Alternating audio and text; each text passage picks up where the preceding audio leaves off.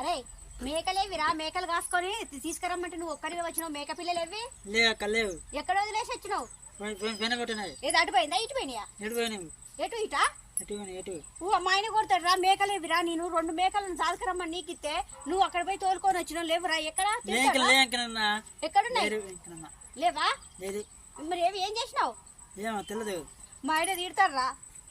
తిడతారా? నన్ను తిడతాడు. నేనేం చెప్పను.